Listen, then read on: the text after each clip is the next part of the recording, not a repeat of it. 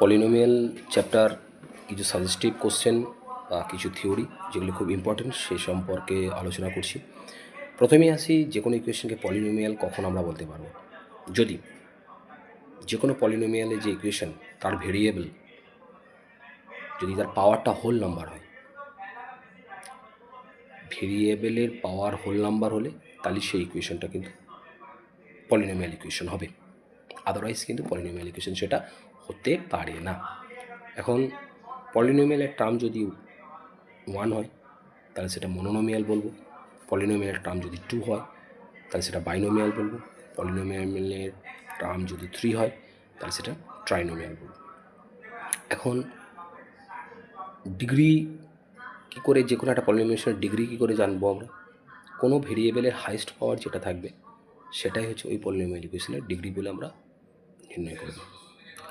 Next হচ্ছে linear equation কাকে বলবো আমরা? লিনিয়ার ইকুয়েশন হচ্ছে যদি ডিগ্রি 1 হয় তাহলে সেটা লিনিয়ার ইকুয়েশন। যদি যে কোনো পলিনোমিয়ালের ডিগ্রি 2 হয় তাহলে সেটা কোয়াড্রেটিক। যদি ডিগ্রি 3 হয় তাহলে সেটা কিউবিক ইকুয়েশন আমরা বলবো আমরা।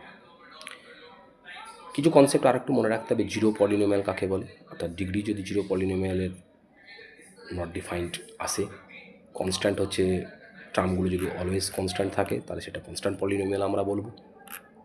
এখন এই রিলেটেডে কিছু ম্যাথ আমি শেয়ার করেছি, সেগুলো তোমরা দেখে নেবে।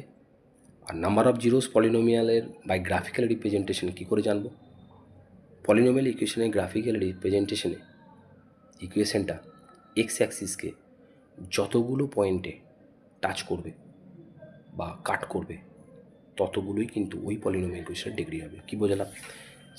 যে কোনো পলিনোমিয়াল ইকুয়েশনের গ্রাফিক্যাল রিপ্রেজেন্টেশনের সময় সেই পলিনোমিয়াল ইকুয়েশনের গ্রাফটা এক্স অ্যাক্সিসকে যে কটা পয়েন্টে টাচ করবে অথবা কাট করবে ততগুলোই কিন্তু এই পলিনোমিয়াল ইকুয়েশনের রুট অথবা জিরোস বলে আমরা নির্ণয় করব।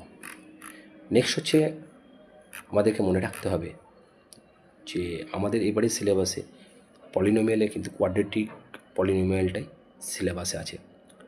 যে কোনো পলিনোমিয়ালের, কোয়াড্রেটিক পলিনোমিয়ালের যদি রুট বা জিরোস আলফা অ্যান্ড বিটা হয় তাহলে ax² + bx + c এই পলিনোমিয়ালের sum of the zeros formula বা সাম অফ দ্য রুটসের ফর্মুলা হচ্ছে -b/a, আর প্রোডাক্ট অফ দ্য রুটসের ফর্মুলা হচ্ছে c/a।